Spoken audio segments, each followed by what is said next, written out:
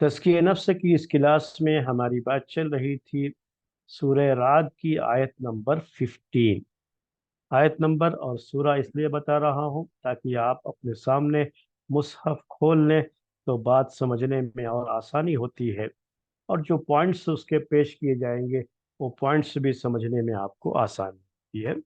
तो आयत नंबर 15, इसी के बारे में पिछले दर्स में बात आई थी। इसमें अल्लाह ताला का इरशाद है, वलिल्लाहि यसजुदु मन फिस समावाति वल अर्दि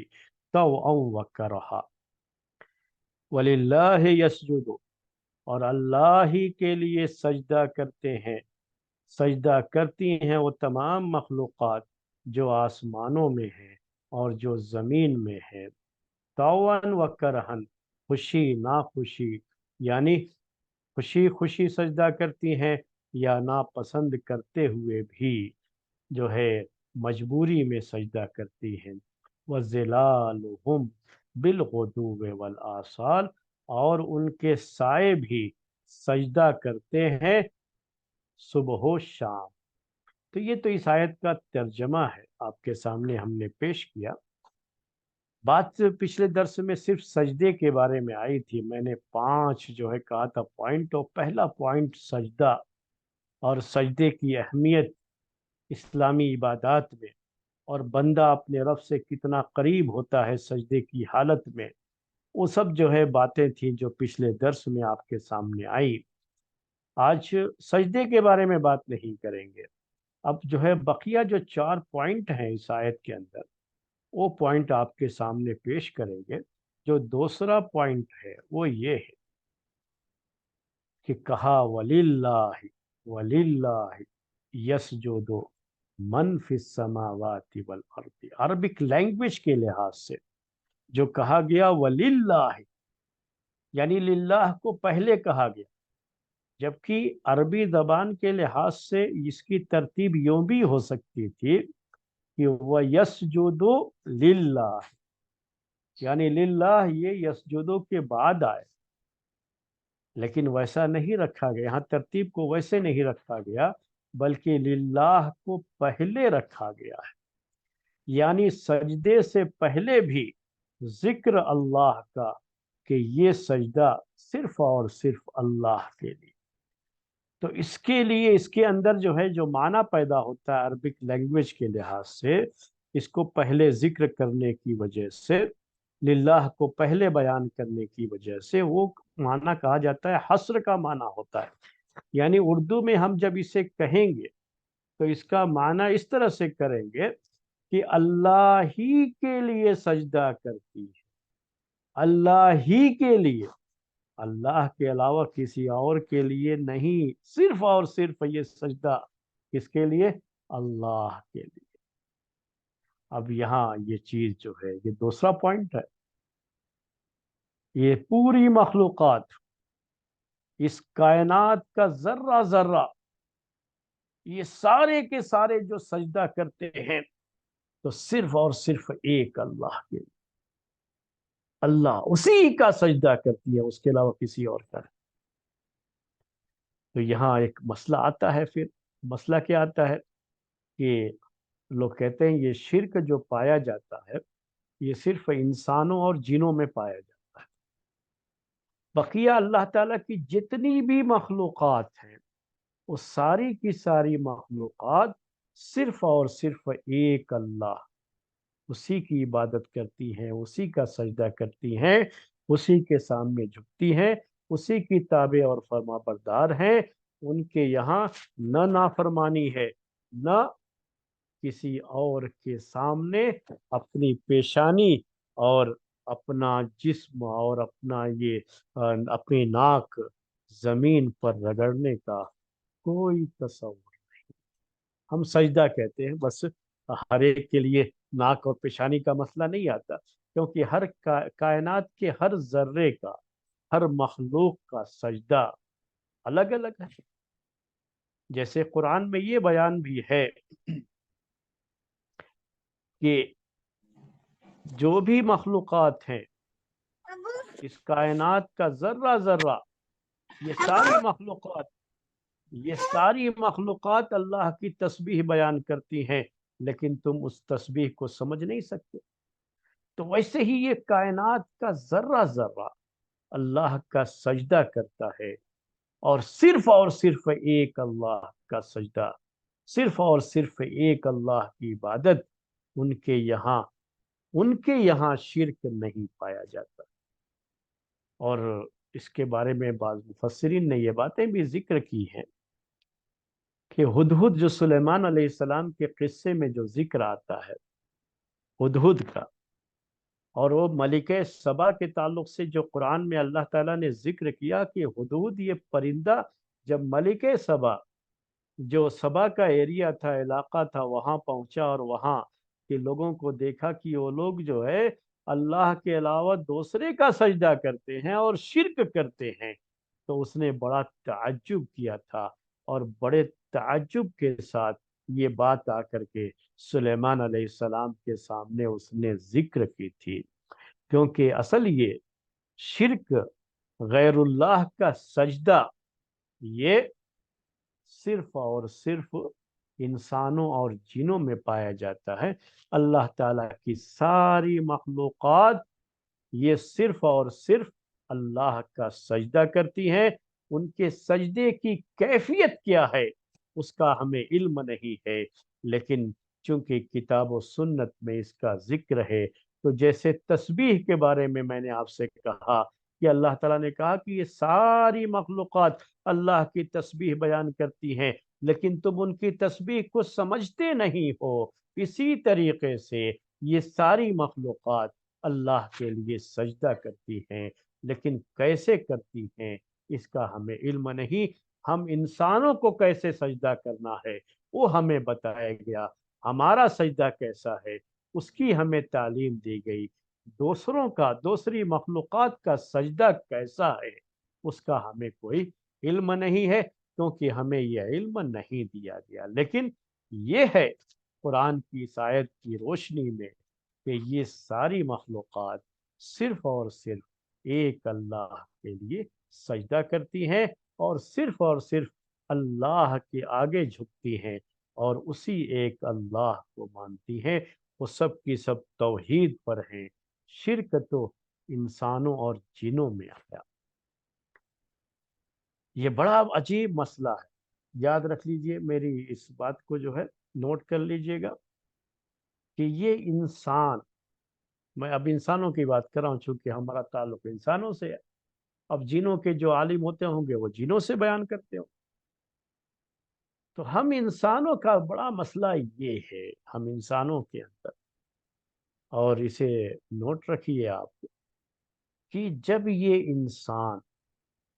اپنی یہ پیشانی اور اپنی ناک اپنے رب کے سامنے نہیں رگڑتا ہے، اس کا سجدہ نہیں کرتا ہے، تو پھر جو مخلوق بھی اللہ کے لیے سجدہ نہ کرے، تو پھر اس کی یہ پیشانی اللہ تعالیٰ اسے اتنا ذلیل کر دیتا ہے کہ اپنی یہ پیشانی اور ناک ہر جگہ رگڑتا پھرتا ہے، اور ذلت کی زندگی ذلیل ہو کر کے اسے دنیا میں رہنا پڑتا ہے۔ تو یہ ایک مسئلہ ہے میرے، اسے جو ہے آپ، یہ حقیقت ہے، اور اس حقیقت کو پوری اسلامی تاریخ بتاتی ہے، اور میں ہمیشہ اس حقیقت کو جو ہے ابلیس کی تاریخ سے جوڑ کر کے بیان کرتا ہوں۔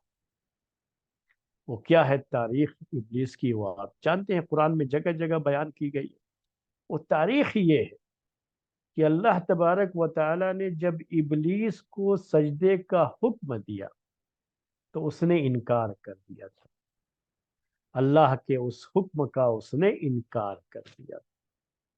اللہ کے حکم پر جب اس نے سجدہ نہیں کیا ابلیس نے،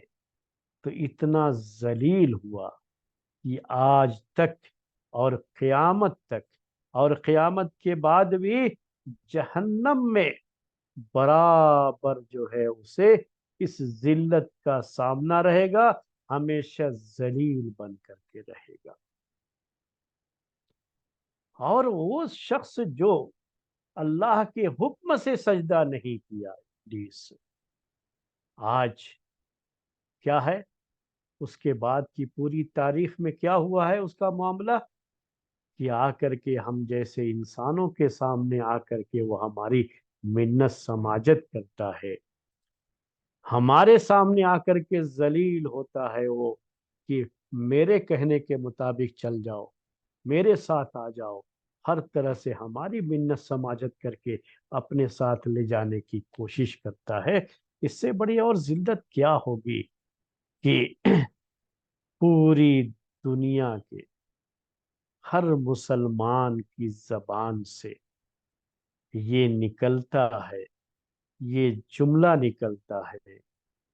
یہ کہتا ہے وہ، یہ سینٹنس، اعوذ باللہ من الشیطان الرجیم۔ شیطان کے ساتھ رجیم کا لفظ، رجیم ایسا جڑ گیا ہے ابلیس کے ساتھ، صرف اسی سجدے کے انکار کی وجہ سے، کہ ہمیشہ کے لیے وہ کیا ہو گیا، الرجیم۔ اور شاید ہی اس کائنات میں کوئی سیکنڈ گزرے کہ جس وقت کسی نہ کسی مسلمان کی زبان سے اعوذ باللہ من الشیطان الرجیم نہ نکلتا ہو۔ یقینی طور پر پوری جو ہے، پوری دنیا کو آپ لے لیجئے تو، یعنی یہ تک جو ہے بات لوگوں نے ثابت کی ہے کہ ہر وقت، ہر لمحے میں کوئی نہ کوئی نماز پڑھتا ہوا پوری دنیا میں آپ کو ملے گا، سورہ فاتحہ پڑھتا ہوا ملے گا، قرآن کی تلاوت کرنے والا اعوذ باللہ من الشیطان الرجیم پڑھتا ہوا ملے گا۔ یہ سب کیوں ہوا؟ اسی ایک سجدے کے انکار کی وجہ سے۔ تو یہی حال انسانوں کا بھی ہے میرے بھائی۔ جس انسان نے اللہ کے لیے سجدہ نہیں، وہ سجدہ نہیں کر رہا ہے، اس کی زندگی میں اللہ کے لیے سجدہ نہیں ہے، تو پھر وہ ہر در پر جا کر کے اس کا یہ سر جھکتا ہے، ہر دروازے پر جھکتا ہے، اور وہ اپنے آپ کو ہر جگہ ذلیل کرتا ہوا پھرتا ہے، کیونکہ اس کو وہ عزت نہیں ملتی جس عزت کا وہ مستحق تھا، جو انسانیت تھی، اور انسانیت کے لحاظ سے جو اللہ نے اسے عزت بخشی تھی، اور اس کی اس پیشانی کو، اس کی اس ناک کو بڑی عظمت دی تھی کہ یہ صرف اور صرف اللہ کے سامنے جھکے، وہ سب کے سامنے جھکنا شروع ہو جاتی ہے۔ تو یہ ایک دوسرا پوائنٹ تھا، وَلِلَّهِ يَسْجُدُ مَنْ فِي السَّمَاوَاتِ وَالْأَرْضِ۔ تیسرا پوائنٹ یہ کہ من فی السماوات والارض، اس میں یہ ساری مخلوقات شامل ہیں۔ میں نے آپ سے کہا جنوں، انسانوں اور فرشتوں کی بات تو سمجھ میں آتی ہے، لیکن اس میں جتنی بھی مخلوقات ہیں اللہ تعالیٰ کی، ایک ایک ذرہ ہم نے کہا کائنات کا، وہ سب کی سب اس میں داخل ہے۔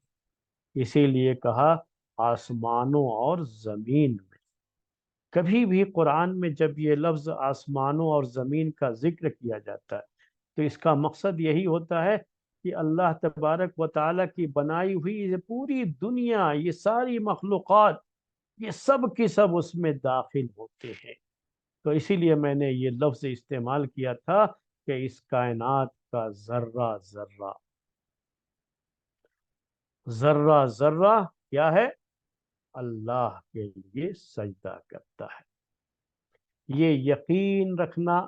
اس پر ایمان رکھنا، یہ ہمارے لیے ضروری ہے۔ ان کے سجدے کی کیفیت کیا ہے وہ ہمیں پتہ نہیں ہے، لیکن چونکہ قرآن کہتا ہے کہ وہ سب سجدہ کرتی ہے، تو ہم سب یقین رکھتے ہیں، ایمان رکھتے ہیں کہ یہ ساری مخلوقات ایک اللہ کے لیے سجدہ کرتی ہیں۔ تو یہ ایمان ضروری ہے۔ اور کبھی بھی اسی لیے اللہ تعالیٰ کی مخلوق کو، کسی بھی مخلوق کو تکلیف نہیں پہنچانا چاہیے، بلا ضرورت کسی کو پریشان بھی نہیں کرنا چاہیے۔ یہ ساری چیزیں ہم کو اس سے سمجھ میں آتی ہیں۔ کوئی اس سے جو ہے پھر وہ چیزیں نہیں آتی ہیں، وہ ذہن میں رکھیے گا کہ اسلام اس کا قائل نہیں ہے کہ جو کسی زمانے میں بدھ مذہب میں ایک چیز ہوتی، تو یہاں ہماری جو ہسٹری ہے اس ملک کی، اور اس میں جو جین مذہب، بدھ مذہب وغیرہ کا جو ہے، جو پوری ان کی جو کہانی ہے، اس کہانی کو جب آپ پڑھیں گے تو اس میں یہ چیز آپ کو ملے گی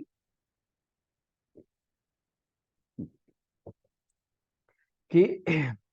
ہمیں کسی بھی چیز کے لیے جیو ہتیا نہیں کرنی ہے۔ ہندی میں کیا کہتے ہیں اس کو؟ جیو ہتیا نہیں کرنی، یعنی جو چیز زندہ ہے اس کے ہمیں مارنا نہیں۔ تو ان میں سے بعض لوگوں کے بارے میں یہاں تک بات لکھی گئی ہے کہ یہ باقاعدہ جو ہے کہ بہت سے چھوٹی چھوٹی مخلوقات، جسے آج کل آپ کی زبان جو ہے اس کو آپ جو ہے بیکٹیریا کہہ لیجئے یا اور کچھ بھی کہہ لیجئے، وہ ہمیں نظر نہیں آتی رہتی ہیں چیزیں، لیکن یہ رہتی ہیں کائنات میں۔ تو اس میں سے بعض لوگ اپنے منہ پر، اپنی ناک پر کپڑا باندھے رہتے تھے کہ جب وہ سانس لیں تو یہ سب چیزیں ان کے اندر جا کر کے مر نہ جائیں، اور تاکہ جب وہ سانس لیں تو کپڑے کے اندر ہی یہ جتنے بھی جیو ہیں، زندہ چیزیں ہیں، وہ سب رہیں، اور ہوا جو ہے آکسیجن چھن کر کے صرف ہوا اندر پہنچے اور یہ جاندار چیزیں اندر نہ پہنچے۔ تو اس طرح کی چیزیں مشہور ہیں، یہاں پر تاریخ کی کتابوں میں ذکر کی گئی کہ لوگ کرتے رہے ہیں، اس طرح کے لوگ بھی رہے۔ دیکھیے اسلام تو اس کا قائل نہیں، تو یہاں اصل وہ مسئلہ بھی آ سکتا ہے جو میں نے بھی آپ سے کہا کہ اس لیے کائنات کی ایک ایک جو ہے مخلوق، چونکہ اللہ کی مخلوق، یہ ذرہ ذرہ اللہ کے لیے سجدہ کر رہا ہے، اس کی تسبیح بیان کر رہا ہے، تو ہمیں اس کو، یعنی پھر کسی کے ذہن میں آئے تو ہمیں کسی کو مارنا ہی نہیں چاہیے، پھر تو کسی جانور کو ذبح ہی نہیں کرنا چاہیے کہیں۔ اس جو ہے وہ بات تو میں نہیں کہنا چاہ رہا ہوں، تو میں اصل وہ بات نہیں کہنا چاہ رہا ہوں، وہ میں آپ کو کلیئر کرنا چاہ رہا تھا کہ میرے کہنے کا مطلب یہ ہے کہ بلا ضرورت، ایک ہوتا ہے ضرورت اور ایک ہے بلا ضرورت، خواہ مخواہ میں، بلا ضرورت، صرف اپنی جو ہے کسی اس کے لیے جو ہے اپنے کسی شوق کے لیے۔ تو اسلام نے تو اس سے منع کیا کہ اپنے کسی شوق کے لیے کوئی آدمی کسی جانور کو مارے، اس کو تکلیف پہنچائے یا کوئی درخت کاٹے، اس سے تو منع کیا اسلام، لیکن ضرورت کے لیے جائز ہے۔ اب ایک ہوتا ہے ضرورت کا معاملہ، ضرورت کا کیا مسئلہ ہے کہ اس کائنات کی ایک ایک چیز کو اللہ تعالیٰ نے ہم انسانوں کے لیے پیدا کیا۔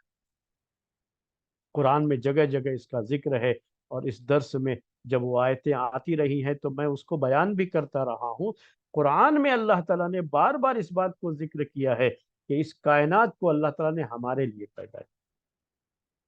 اور کائنات کی ایک ایک چیز سے فائدہ اٹھانے کا ہمارا حق ہے۔ وہ تمام چیزیں جس کو اللہ تعالیٰ نے ہمارے لیے جائز قرار دیا، تو اس سے فائدہ اٹھانا یہ ہمارا حق ہوتا ہے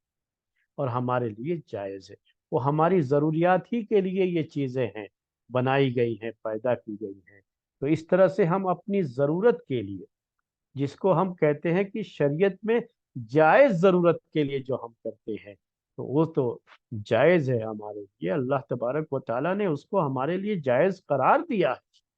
اور اسی نے پیدا کیا ہے، اور اسی کی جو ہے تسبیح یہ بیان کرتی ہیں اور اس کے لیے سجدہ کرتی ہیں، اور اسی نے یہ کہا ہے کہ آپ کو اگر گوشت کھانے کی ضرورت ہے تو آپ جانور کو ذبح کر سکتے ہو، شکار کر سکتے ہو، گوشت کھا سکتے ہو۔ جو جانور حلال ہیں آپ کے لیے، وہ جانور سارے جانوروں کا نہیں۔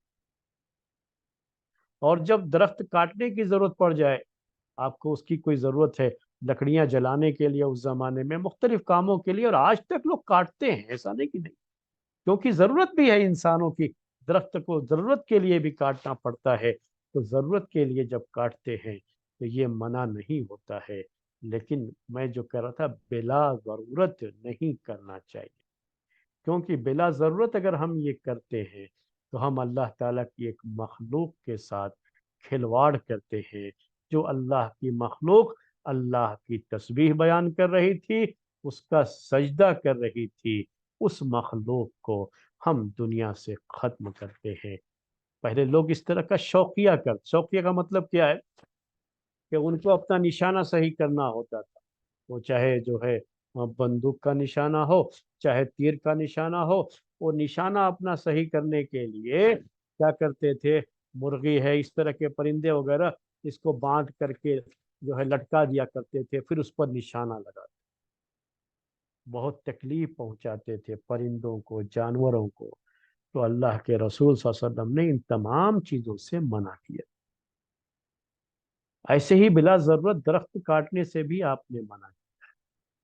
دیکھیے ضرورت کے لیے جائز ہے، ایسا بھی نہیں کہ دوسرے مذاہب کی طرح سے کہ پھر آپ کبھی کر ہی نہیں سکتے، وہ نہیں،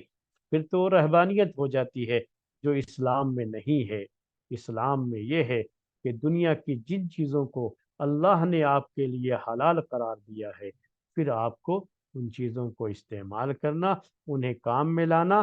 یہ بھی اللہ تعالیٰ کی اطاعت ہے، اور اس میں بھی اللہ تعالیٰ کی فرما برداری ہوتی ہے، اس کا حکم ماننا ہوتا ہے۔ تو یہ تیسرا پوائنٹ تھا جو میں نے آپ کے سامنے ذکر کیا،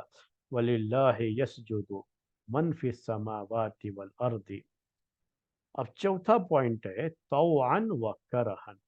طوعاً وَكَرْهًا۔ تو طوعاً ایک لفظ ہے، کرہن ایک لفظ ہے، اور عربی زبان جو لوگ جانتے ہیں ان کے لیے ایک بات ذکر کر دوں کہ عربی میں کہا جاتا ہے کہ یہ حال ہے، یعنی یہ اس کو نصب کیوں آیا ہے، دو زبر دونوں پہ کیوں ہے، یہ طوعاً و کرہن، اس لیے کہ یہ حال ہے۔ تو معنی کرتے ہوئے کہیں گے حال کونہم طائعین و کارہین، طائعین و کارہین،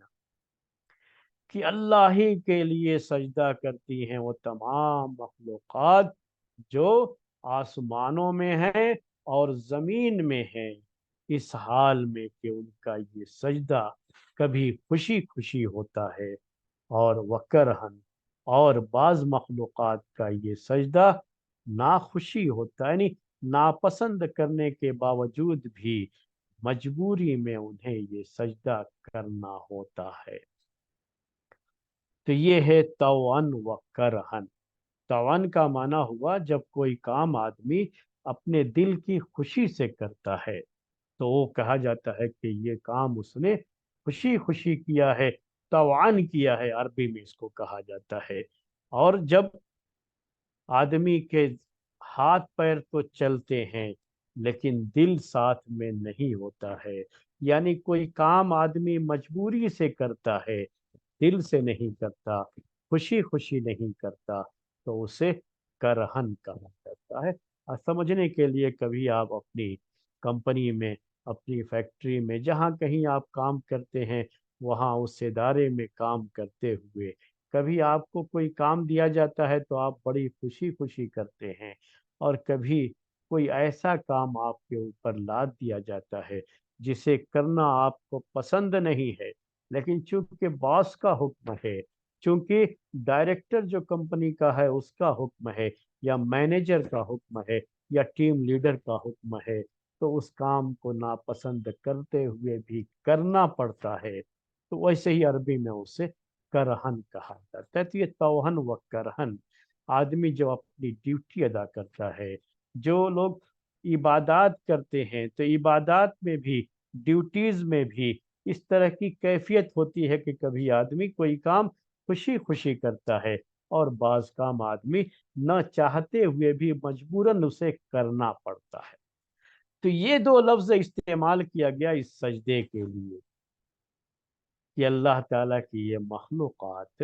ان میں سے بعض وہ بھی ہیں، بعض وہ مخلوقات ہیں جو خوشی خوشی ایک اللہ کے لیے سجدہ کرتی ہیں، اور بعض ایسی مخلوقات بھی ہیں جو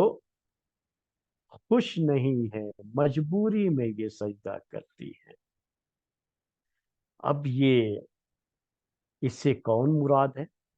کیونکہ اب انسانوں اور جنوں کے علاوہ تو دوسری جو مخلوقات ہیں ان کا تو یہ معاملہ نہیں ہو سکتا، ان کا تو یہ ہے کہ وہ جب بھی کریں گے تو خوشی خوشی ہی کریں گے نا، ان کے ساتھ تو کوئی زور زبردستی نہیں ہے نا، مجبوری کا معاملہ تو ان کے ساتھ نہیں ہوگا نا، تو اللہ تعالیٰ نے ان کو ایسے ہی پیدا کیا ہے، اور اپنی خلقت کے لحاظ سے وہ اللہ تعالیٰ کی فرما برداری میں لگے ہوئے ہیں۔ تو یہ اختیار تو صرف انسانوں اور جنوں کو نہ دیا گیا ہے، کہ یہ جو ہے ان کو ایک اختیار دیا گیا کہ یہ نیکی کا راستہ بتا دیا گیا کہ اب وہ جو ہے وہ نیکی کے راستے کو اختیار کرتے ہیں، یا برائی کا راستہ، اللہ کی نافرمانی کا راستہ، وہ بھی ان کے سامنے اوپن ہوتا ہے اور اسے بھی اختیار کرتے ہیں یہ ان میں سے بہت سے لوگ۔ تو یہ تو دوسری مخلوقات کا نہیں ہو سکتا، اس لیے بعض مفسرین نے اس کا معنی کرتے ہوئے یہ کہا ہے، ذکر کیا ہے کہ خوشی خوشی سجدہ کرتے ہیں جیسے مسلمان، مسلم، مومن، یہ لوگ سجدہ کرتے ہیں انسانوں کی بات، تو یہ خوشی خوشی کرتے ہیں اللہ کے لیے۔ اور کرہن جو ہے یہ ان کے لیے ہے جو منافق ہے، جو مسلمانوں کی صفوں میں آ تو گئے ہیں لیکن ان کے دلوں میں ایمان نہیں ہے، تو دلوں میں ایمان نہ ہونے کی وجہ سے وہ لوگ جب سجدہ کرتے ہیں تو ان کا سجدہ خوشی خوشی نہیں ہوتا ہے، وہ تو مجبوری کا سجدہ ہے، مجبوراً انہیں دکھانے کے لیے مسجد میں آنا پڑتا ہے، لوگوں کے سامنے مل کر کے ان کو بھی سجدہ کرنا پڑتا ہے۔ بعض لوگوں نے کافروں کا ذکر کیا، حالانکہ کافروں کا یہ سجدہ اللہ کے لیے تو ہوتا نہیں ہے، یعنی کبھی بعض حالات میں ہو سکتا ہے کہ کوئی کافر مسجد میں آ جائے اور وہ بھی مسلمانوں کے ساتھ مجبوری میں سجدہ کرے، جیسے بعض جاسوس جو ہے کبھی مسلمان بن کر کے مسجدوں میں آتے ہیں اور آ کر کے نماز بھی پڑھتے ہیں، اسلامی جو ہے طرز زندگی اختیار کر کے ان کا کام جاسوسی کا ہوتا ہے، لیکن وہ کافر ہوتے ہیں اور اس طرح سے آ کر کے وہ سجدہ مجبوری میں کرتے ہیں۔ تو اس طرح کے لوگ مراد ہیں یہاں پر، کہ یہ لوگ چاہے خوشی خوشی کریں یا بغیر جو ہے خوشی کے اور ناپسند کرتے ہوئے بھی انہیں یہ سجدہ کرنا پڑتا ہو، لیکن بہرحال کائنات کا ذرہ ذرہ ایک اللہ کے لیے سجدہ کرتا ہے۔ تو یہ معنی بعض مفسرین نے بیان کیا۔ تو یہ تعاون اور کرہن کا معاملہ انسانوں اور جنوں سے تعلق رکھے گا، فرشتے جو بھی سجدہ کریں گے، ظاہر سی بات ہے سجدہ جو کرتے ہیں وہ سب اللہ کے لیے اور خوشی خوشی، ساری مخلوقات بھی یہی معاملہ ہے اس کا۔ دوسرا جو ہے معنی بعض مفسرین نے اس کا، میں یہ مفسرین کی جو بھی اوپینین ہے، جو رائے ہے، پوری رائے آپ کے سامنے پہلے پیش کر۔ دوسری جو ہے رائے بعض مفسرین نے یہ ذکر کیا ہے اس کے تعلق سے کہ یہ توان اور کرہن یہ ساری مخلوقات سے اس کا تعلق ہے، لیکن یہ جو ہے یہ سجدہ کرنے کا جو معاملہ ہے، یعنی صرف یہ انسانوں کا ہی نہیں بلکہ ساری مخلوقات کا اس سے تعلق ہے، اور یہ ہے کہ ساری مخلوقات یہ اللہ کے حکم کے تابع، اللہ کے حکم کے، جو بھی اللہ کا حکم ہے اس حکم کے مطابق ہی ان سب کی زندگی بسر ہوتی ہے۔ انسانوں اور جنوں کو تو اختیار ہوتا ہے لیکن دوسری مخلوقات کو کچھ نہیں، اللہ تعالیٰ کا جو حکم ہے وہ صرف اللہ کے حکم سے ہی وہ ساری مخلوقات، ان کی جو ہے ان کا جو کچھ بھی ہے، ان کا جو بھی جو ان سے جڑی ہوئی چیزیں ہیں، وہ صرف اور صرف اللہ کے حکم کی تابع ہوتی ہے۔ جو ہم اردو میں ایک جملہ کہتے ہیں وہ بتاتا ہوں آپ کو سمجھنے کے لیے، کہ ہم یہ اردو میں بار بار کہتے رہتے ہیں کہ درخت کا ایک پتا بھی اللہ کے حکم کے بغیر حرکت نہیں کر سکتا، درخت کا ایک پتا بھی، یہ مثال کے طور پر ہوتا ہے، یعنی دوسرے لفظوں کے کائنات کا ایک ذرہ بھی اللہ کے حکم کے بغیر وہ حرکت نہیں کر سکتا، جو اللہ کا حکم ہوتا ہے اسی حکم کے مطابق اسے چلنا ہوتا ہے۔ اور اسی کے مطابق تو پوری کائنات اللہ کے حکم کے مطابق اسے چلنا ہے، وہ چلتی ہے اور اس کے تابع اور فرما بردار ہے۔ اور یہ تکوینی کہا جاتا ہے، تکوینی عمل، یعنی پوری کائنات کا مالک اللہ تعالیٰ ہے، خالق اللہ تعالیٰ ہے، اسی نے پیدا کیا ہے، اور جس کو جس طرح سے پیدا کیا ہے اور جو چیز اس کے لیے مقدر کی ہے، جیسے بھی کیا ہے، وہ سب میں ان کو چاہے وہ پسند کرے یا نہ کرے، ان کے اللہ کے تابع ان کو بن کر کے رہنا ہوتا ہے۔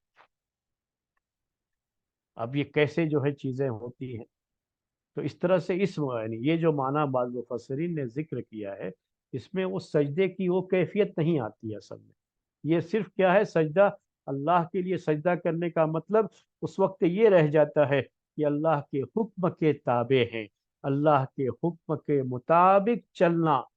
یہی ہے پوری مخلوقات کا معاملہ، اور کوئی بھی اللہ کے حکم کی خلاف ورزی نہیں کر سکتا، اس کے خلاف نہیں جا سکتا۔ یہ کسی مخلوق کی مجال نہیں ہے، اور اس آیت کے ذریعے سے اللہ تعالیٰ کی عظمتی شان اور اس کی قدرت کو بیان کرنا مقصود ہے کہ وہ اتنا پاورفل ہے کہ کائنات کا کوئی ذرہ اس نے جو فیصلہ کیا ہے اس فیصلے کے خلاف اور اس کے حکم کے خلاف نہیں جا سکتا، اس کے حکم کے مطابق ہی رہنا ہے، چاہے پسند کرے چاہے ناپسند۔ تو یہ اس جو ہے معنی میں یہ ساری مخلوقات کو شامل ہے، تون و کرہن۔ میں اب کچھ مثالوں سے آپ کو سمجھاتا ہوں۔ میں نے آپ سے کہا یہ کہ اس معنی کے لحاظ سے سجدے کی وہ کیفیت نہیں رہ جاتی ہے جو اللہ تعالیٰ کے سامنے جھکنے کا معاملہ ہے، بلکہ اس میں صرف اللہ کے حکم کے تابع ہونے کا معاملہ۔ اور یہ تکوینی چیزیں ہیں، تکوینی چیزیں، ایک شرعی چیزیں ہوتی ہیں اور ایک تکوینی چیزیں ہوتی ہیں۔ ان دونوں کو یہ عقیدے کے جو ہے مسائل میں یہ سب ذکر کیا جاتا ہے، تکوینی جو ہے اور جو ہے شرعی۔ مشیت یعنی جب تک اللہ تعالیٰ کی مشیت نہ ہو، اس کا ارادہ نہ ہو، تو کوئی چیز نہیں ہو سکتی، کوئی بھی معاملہ دنیا میں نہیں ہو سکتا، کوئی بھی چیز نہیں ہو سکتی، تو وہ تکوینی چیز کا۔ اور میں ذرا تھوڑا ایک مثال دے کے آپ کو سمجھانا چاہوں گا، جیسے موت کا مسئلہ ہے۔ موت آتی ہے، موت کسی بھی شخص کی کہاں آنی ہے، کب آنی ہے، کیسے آنی ہے، ایک تکوینی چیز ہے، اللہ تعالیٰ نے اس کو اسی لحاظ سے بنایا ہے۔ اور کوئی بھی شخص چاہے وہ پسند کرے یا پسند نہ کرے، جب بھی اس کی موت لکھی ہے اس وقت اس کی موت آئے گی، اور اللہ کے حکم کے مطابق اسے وہ چیز ہوتی ہے، اسے وہ چیز کرنی ہوتی ہے۔ جہاں موت لکھی ہوتی ہے وہاں آدمی پہنچتا ہے، اور جس طرح سے موت لکھی ہوتی ہے اسی انداز سے اس کی موت ہوتی ہے۔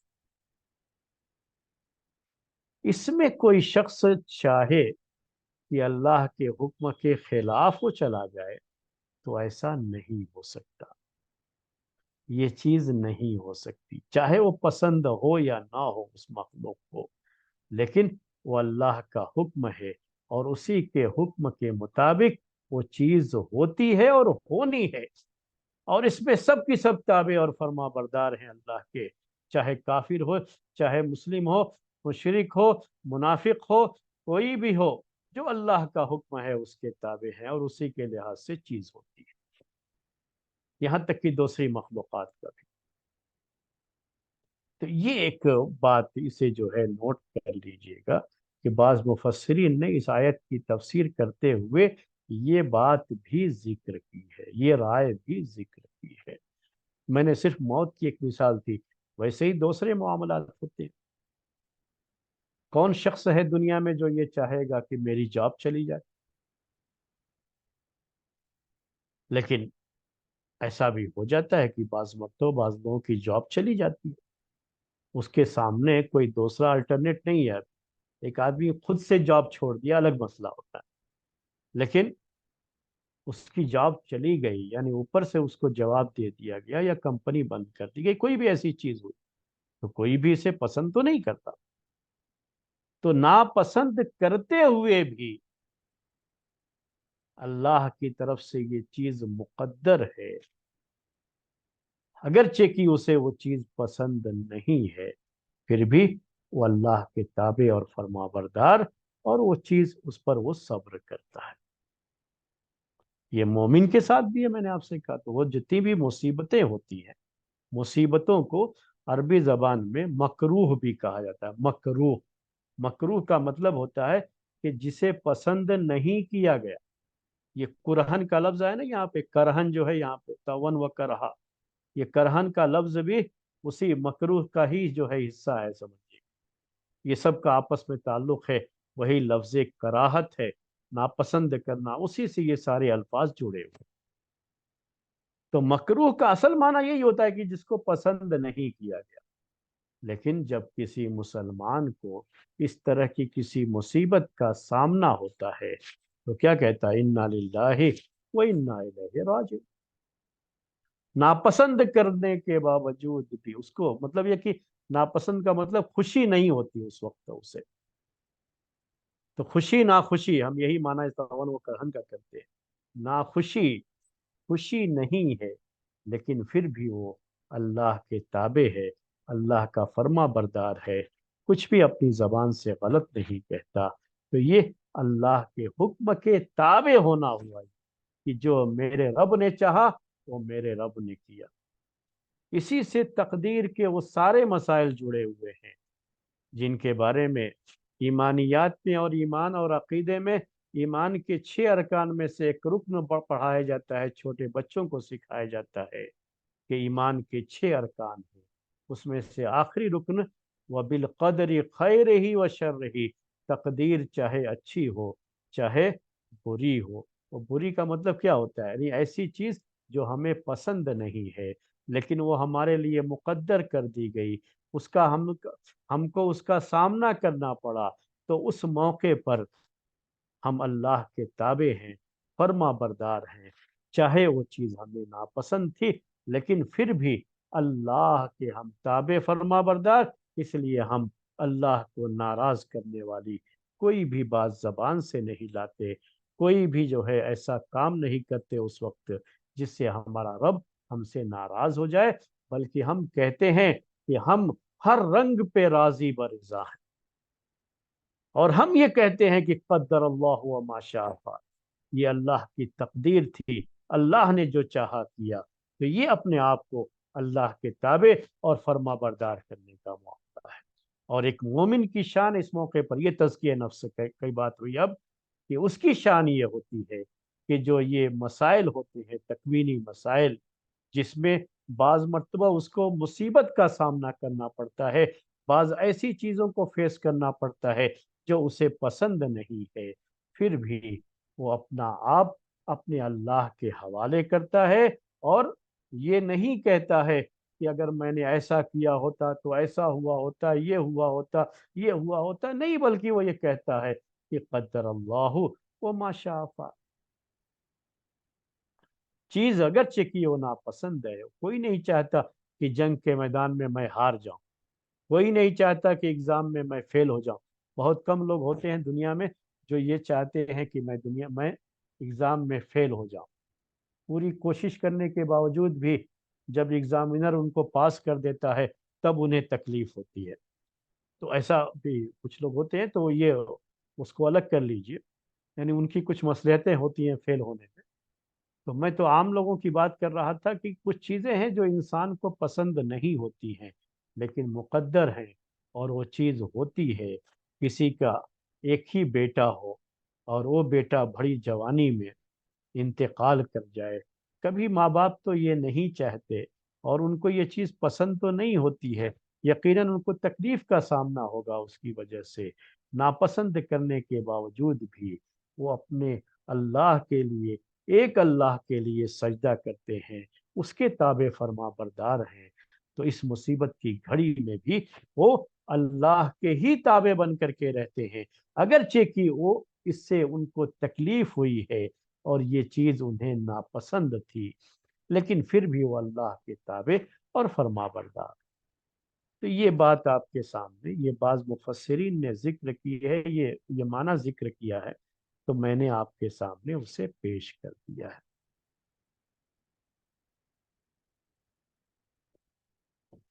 ایک تیسری رائے بعض مفسرین نے اسی سجدے کو لے کر کے اور توان و کرہن کو لے کر کے کہا کہ اس سے یعنی مومنین پر اس کو فٹ کیا ہے بعض مفسرین نے۔ یہ سب الگ الگ حالتیں ہوتی ہیں لوگوں کی، اور الگ الگ حالات کے لحاظ سے اور چیزیں جو ہے فٹ بھی کی جاتی ہیں کسی کے اوپر۔ تو بعض مفسرین نے یہ ذکر کیا ہے کہ مومنین یعنی وہ دوسری مخلوقات کے بارے میں بات نہیں کرتے، اب چونکہ ہم انسان ہیں تو ہم انسانوں کی بات کرتے ہیں، اور مومن ہیں تو مومنین کی بات کرتے ہیں۔ کفار مشرکین تو نہ جانے کہاں کہاں کس کس کا سجدہ کرتے ہیں، تو ان کی بات نہیں کرتے، ہم صرف مومنین کی بات کرتے ہیں۔ تو بعض مفسرین نے یہ لکھا کہ مومنین میں سے جو اللہ کے لیے سجدہ کرتے ہیں، تو ان میں سے بعض کا سجدہ یہ خوشی خوشی ہوتا ہے، بہت خوش ہو کر کے اللہ کے لیے سجدے میں گرتے ہیں، نماز پڑھتے ہیں، بڑی خوشی خوشی سجدہ کرتے ہیں، تو اپنے رب کے لیے بہت خوشی ہوتی ہے، ان کو دل کا بڑا اطمینان، انہیں سکون حاصل ہوتا ہے، اور خوشی خوشی یہ کام کرتے ہیں، اللہ کی یہ عبادت خوشی خوشی کرتے ہیں۔ یہ مومنین صادقین ہیں، سچے مومن، جن کو اللہ کے لیے سجدہ کر کے بڑی خوشی نصیب ہوتی ہے۔ اور انہی مومنین میں سے بعض ایسے بھی ہیں جو فاسق و فاجر ہوتے ہیں، جو مسجد کو آتے بھی ہیں، اگر اپنے رب کے سامنے کبھی سجدہ ریز ہوتے بھی ہیں جمعے اور جو ہے عیدین وغیرہ کے موقع پر، یا کبھی کسی کے ساتھ تھے تو ساتھ میں چلے گئے، تو وہ سجدہ کرتے بھی ہیں، تو خوشی خوشی نہیں، بلکہ یہ ایک مجبوری کا سودا ہوتا ہے کہ مجبوری میں اگر میں نہیں گیا، ساتھ میں تھا، اگر نہیں جاؤں گا تو یہ لوگ مجھے کیا سمجھیں گے، کیا کہیں گے، تو دوسروں کی رعایت کرتے ہوئے یا کسی کو دکھانے کے لیے، جس کو ہم اردو میں ریاکاری کہتے ہیں، اس کے لیے سجدہ کریں، تو اس میں سجدے میں اس کو خوشی نہیں ملتی ہے۔ ناپسند کرتے ہوئے بھی اس طرح سے سجدے میں جانا پسند نہیں تھا، پسند نہ ہونے کے باوجود بھی سجدے میں گیا ناپسند کرتے ہوئے، تو یہ ان مومنین کے لیے جو مومن تو ہیں لیکن اس کے باوجود بھی وہ نمازیں نہیں پڑھتے، تو سجدہ نہیں کرتے، سجدے میں نہیں جاتے، اگر کبھی مسجد کا رخ کر لیا ہے تو مجبوری میں سجدہ کرتے ہیں، اس لیے سجدہ کرنا ان کو پسند نہیں ہوتا۔ تو بہرحال یہ جو ہے اس ٹکڑے کا یہ معنی میرے بھائیوں، مفسرین نے اس طرح کے معنی ذکر کیے ہیں، وہ ساری باتیں میں نے آپ کے سامنے پیش کر دی۔ اب اس کے بعد آخر میں وَالظِّلَالُ بِالْغُدُوِّ وَالْآصَالِ، یہ آخری پوائنٹ ہے اس آیت کے تعلق سے، کہ اور ان کے سائے، ظلالہم عربی زبان کے لحاظ سے کیا ہے، یہ جو ترتیب ہے، جو لوگ عربی جانتے ہیں اس کے لیے یہ تھوڑی سی بات پیش کر رہا ہوں، بیچ بیچ میں کچھ تھوڑی سی باتیں ان کے لیے بھی پیش کرتا ہوں جو عربک لینگویج سے جانکاری اس کی رکھتے ہیں اور جانتے ہیں، کہ تون و کرہن کے بعد کیا، وَظِلَالُهُمْ، تو یہ واو عربی زبان میں اس کو واو عاطفہ کہا جاتا ہے، عطف ہے یہ۔ تو ظلال یہ کس پر عطف ہے، للہ یسجد من فی السماوات، من یہ اس میں موصول ہے، اور یہ فاعل ہے من، یسجدو کا فاعل ہے یہ، اور اسی من پر ظلالہم عطف ہے، یعنی تو سجدہ کرنے کی جو نسبت من کی طرف کی گئی ہے وہی نسبت ظلال کی طرف بھی ہوگی، یہ بھی فاعل ہے، تو معنی کرتے ہوئے کیا ہوگا، وَلِلَّهِ يَسْجُدُ ظِلَالُهُمْ، یعنی آسمان و زمین میں پائی جانے والی ساری مخلوقات اللہ کا سجدہ کرتی ہیں، اور صرف اللہ کے لیے سجدہ کرتی ہیں، اور ان مخلوقات کے سائے بھی मखलूक़ात तो सजदा करती ही हैं, इन मखलूक़ात के साए भी सिर्फ अल्लाह के लिए, एक अल्लाह के लिए सजदा करती हैं। नोट कर लीजिएगा, साए भी, साए क्या है? ये शैडो जो आप कहते हैं। और इसमें खास तरीके से कहा गया बिल गुदूवी वल आसाली, सुबह और शाम। गुदू का लफ्ज अरबी जबान में ये गुदवतुन,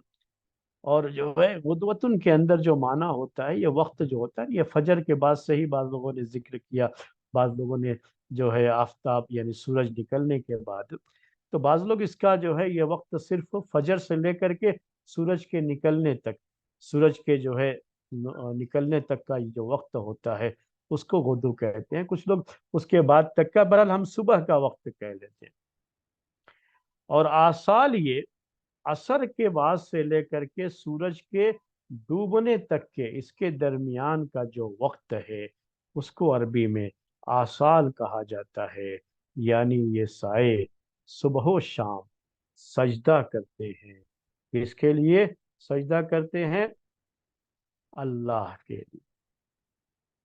तो ये साए भी अल्लाह का सजदा करते, अल्लाह के लिए सजदा, ये साए भी जो है। और ये मखलूक़ात के साथ जुड़े हुए ये साए हैं, और हर मखलूक का साया होता है। साया तो होता है, वो आप देखते ही रहते हैं कि ये साए, जैसे ही सूरज जो है ऊपर की तरफ जाता है, निकलता है, वैसे ही इनके साए शुरू होंगे। जब डूबता है तो भी इनके साए जो है, ये उस टाइम में साए बड़े होते हैं। और जितना ये ऊपर की तरफ सूरज जाएगा, जो साया है, जो शैडो है, उतना ही छोटा होता जाएगा। तो ये सुबह और शाम का जो खास तरीके से यहाँ जिक्र किया गया, वो इसी लिहाज से किया गया है कि ये जो वक्त होता है साए के ताल्लुक से, ये उस वक्त का साया बड़ा लंबा होता है। और जैसे जैसे ये सूरज ऊपर होता जाता है, बीच में होता जाएगा, साया जो है उसी लिहाज से कम होता जाता है। वो अलग अलग खित्ते और अलग अलग इलाकों का इसमें भी मसला है कि वो सूरज किस जो है एंगल से उनके साथ उनके ऊपर है, उसका भी उसमें दखल होता है, उसका भी उसमें लिहाज होता है साए को लेकर के। मैं वो जो है डिटेल तो आपके सामने नहीं जिक्र करना चाहता। यहाँ जो मसला है क्या है कि ये सुबह शाम ही क्यों बात कही गई इन सायों के बारे में? क्योंकि साया तो सुबह और शाम का जो वक्त है उसके अलावा भी साया होता है ना। तो साया तो आप जानते हैं कि इंसान का साया हमेशा उसके साथ लगा रहता है, ऐसे ही हर चीज का साया उसके साथ तो हमेशा जुड़ा हुआ है। कभी भी ऐसा नहीं है कि सुबह और शाम में ही ये साया रहेगा। तो कभी उर्दू में मुहावरे में कहते हैं ना कि जब इंसान पे बुरा वक्त आता है तो साया भी साथ छोड़ देता है। तो ये मतलब क्यों ऐसा कहा जाता है मुहावरे में कि साया एक ऐसी चीज है जो हमेशा साथ में होगा उसका, कुछ न कुछ साया तो उसका रहेगा ही, किसी न किसी तरफ, दाएं बाएं आगे पीछे, कहीं ना कहीं थोड़ा बहुत साया तो उसका रहेगा ही। तो ये चीज जो हमेशा रहती है, उसको क्यों अल्लाह ताला ने फिर कहा कि सुबह और शाम ये सजदे करते हैं? तो क्या दूसरे औकात में नहीं करते? तो वैसा नहीं कि दूसरे औकात में नहीं करते, बल्कि मामला ये है कि ये शैडो और ये साए सुबह और शाम के वक्त में बहुत लंबे, बहुत बड़े, बहुत वाज़ेह और क्लियर होते हैं, जिसको लोगों को समझने के लिए खास तरीके से इन दो वक्तों का जिक्र किया गया। बाज लोग तो इसको, इस यानी इस तरह की जो आयतें हैं कुरान में, बाज मुफस्सिरीन इस माने की तरफ भी उसको ले जाते हैं कि पहले नमाज जो फर्ज थी वो 5 वक्त की नमाज नहीं फर्ज थी, बल्कि जो मक्के में नमाज फर्ज की गई थी, वो 5 वक्त की ये नमाजें तो मदीने में फर्ज की गई। और ये 5 वक्त की नमाज जब आप गए थे मेराज के मौके पर, तो मेराज के मौके पर ये जो है इसकी फर्जियत हुई थी, और तफसीलात जमात के साथ मदीने में असल में, वरना हिजरत ये मेराज तो मक्के में ही वाक़ हो गई थी। तो लेकिन उससे पहले भी नमाजें पढ़ते थे, तो वो सुबह और शाम पढ़ते थे। तो उसी के लिहाज से सुबह शाम پہلے جو ہے نمازیں ہوتی تھی تو اس وقت کے سجدے کا ذکر ہے، اور اس وقت کی سائے کا ذکر ہے کہ اس وقت اس جو ہے جو سایہ ہوتا ہے، انسان جیسے سجدہ کرتا ہے تو سائے بھی ساتھ میں سجدہ کرتے ہیں، تو یہ سائے بھی اللہ کا سجدہ کرتے ہیں۔ تو بہرحال یہ صرف انسانوں کا نہیں بلکہ ہر چیز کا سایہ اور ہر مخلوق کا سایہ، اور یہ جو ہم نے آپ سے کہا کہ اللہ کے لیے سجدہ کرتی ہے، یہ جو قرآن میں اس کا بیان ہے وہی ہمارا عقیدہ بھی ہے۔ صبح و شام کے ساتھ یہ خاص نہیں ہے، بلکہ جیسے انسان سجدہ کرتا ہے، جیسے ہم یہ بات کہتے ہیں، ویسے یہ بات بھی کہ یہ سائے بھی اللہ کے لیے سجدہ کرتے ہیں۔ تو سجدے کی حالت میں تو وہ خود بھی سجدہ، جب سجدے کی حالت میں رہے گا تو اس کا سایہ بھی جو ہوگا، شیڈو ہوگا، وہ بھی سجدے کی حالت میں ہی رہے گا۔ اس کے علاوہ بھی یہ سب کی سب اللہ کے حکم کے تابع ہے، اللہ کے حکم کے مطابق ہی یہ ساری چیزیں چلتی ہیں، یہ پورا نظام چلتا ہے۔ اللہ تبارک و تعالیٰ نے اسی کو ذکر کیا، وَلِلَّهِ يَسْجُدُ مَنْ فِي السَّمَاوَاتِ وَالْأَرْضِ طَوْعًا وَكَرْهًا وَظِلَالُهُمْ بِالْغُدُوِّ وَالْآصَالِ۔ تو یہ سجدے کا بیان تھا میرے بھائیوں اور میری بہنوں۔ اس آیت کی بہت چھوٹی، بہت ہلکی سی ایک تفسیر تھی جو آپ کی خدمت میں پیش کی گئی، اور جو تزکیے کے پہلو تھے اس کو بھی اس میں ہائی لائٹ کیا گیا، اجاگر کیا گیا، اور سجدے کی اہمیت کو بھی آپ کے سامنے بیان کیا گیا، اور یہ خالص اللہ کے لیے اور صرف اللہ کے لیے، اور پوری مخلوقات اللہ کے لیے سجدہ کرتی ہے، سب کی سب اللہ کے حکم کے تابع اور اس کے فرما بردار ہیں۔ وہ ساری باتیں جو اس آیت کے اندر موجود ہیں وہ باتیں آپ کے سامنے رکھ دی گئیں، اور اسی پر ہم آج کا تفسیر کا یہ درس ختم کرتے ہیں انشاءاللہ۔ آیت نمبر 16 اس جو ہے آگے والی آیت کے ساتھ ہم آئندہ ہفتے پھر آپ کی خدمت میں حاضر ہوں گے انشاءاللہ، اور آپ کے سامنے اس آیت کے تعلق سے جو تزکیہ نفس کے پہلو ہیں وہ اجاگر کرنے کی کوشش کریں گے۔ آج کا درس اسی پر ختم کرتے ہیں۔ سبحانک اللہم و بحمدک اشہد ان لا الہ الا انت استغفرک و اتوب الیک۔